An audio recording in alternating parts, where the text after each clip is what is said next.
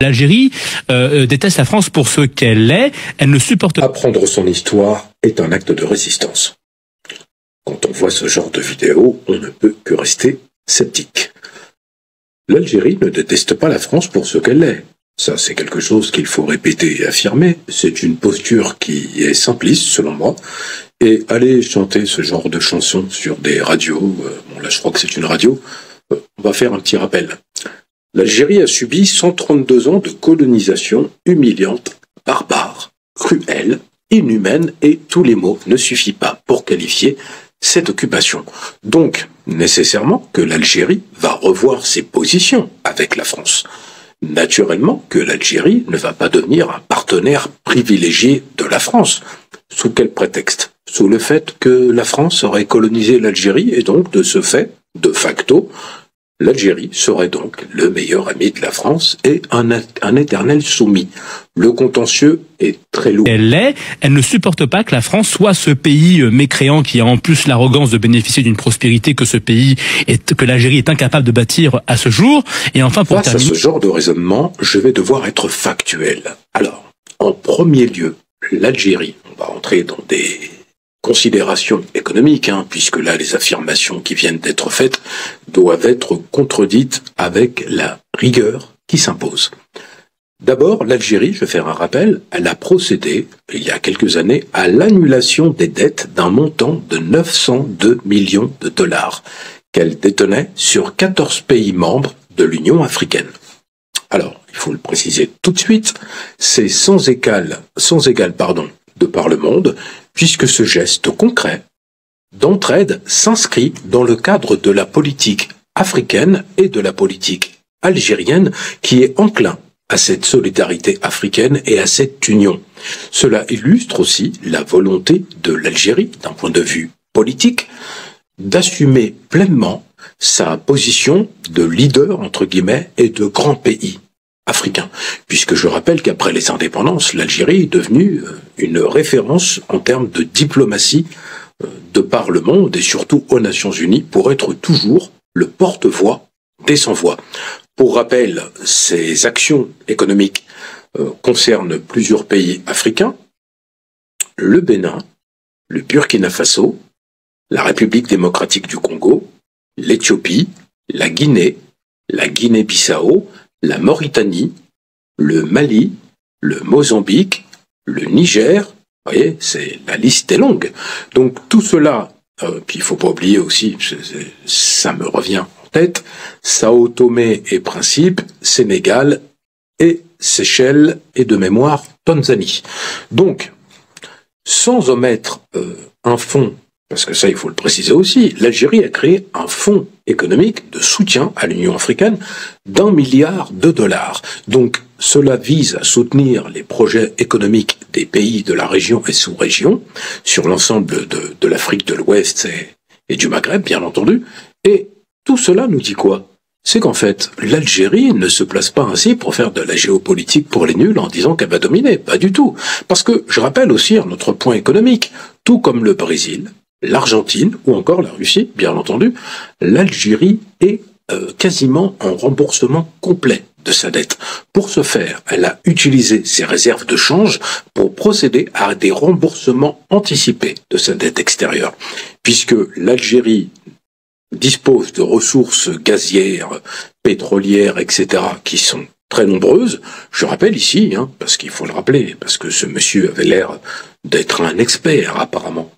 La France, c'est 3 000 milliards de dettes, que jusqu'ici, elle ne payait quasiment pas son uranium, il faut le préciser. C'est-à-dire qu'en fait, la France, je l'avais dit dans une autre vidéo, quand elle achète de l'uranium au Niger, elle paye quasiment avec des cacahuètes. C'est ce que j'avais dit dans mon autre vidéo. La fête est terminée, puisque le Niger a coupé le cordon. Idem avec le pétrole, que la France n'a eu de cesse d'acheter à bas prix dans des accords quelque peu douteux, même tordus avec des pays africains. Si vous ne le savez pas, vous pouvez faire des recherches, vous allez être très très étonné.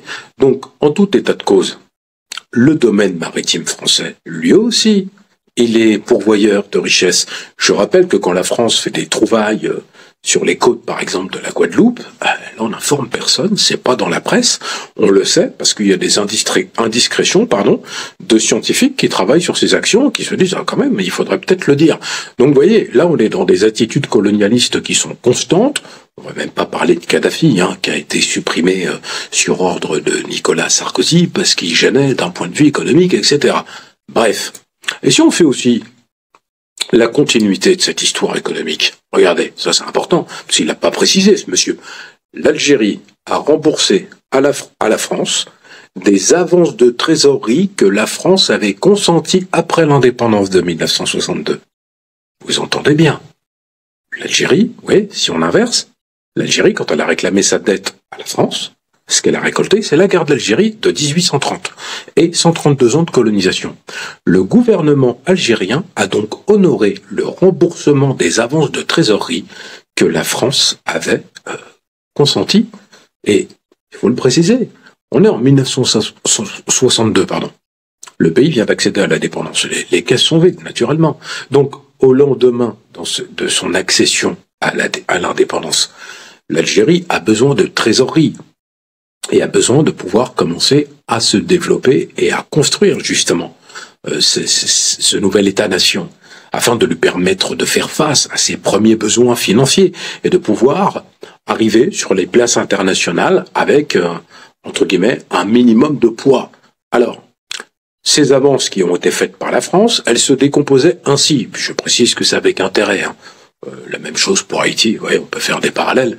C'était 100 millions qui avaient été donnés, je vous parle d'équivalent, 100 millions en novembre 1962, 200 millions en décembre 1962 et 250 millions en avril 1963, soit au total 550 millions.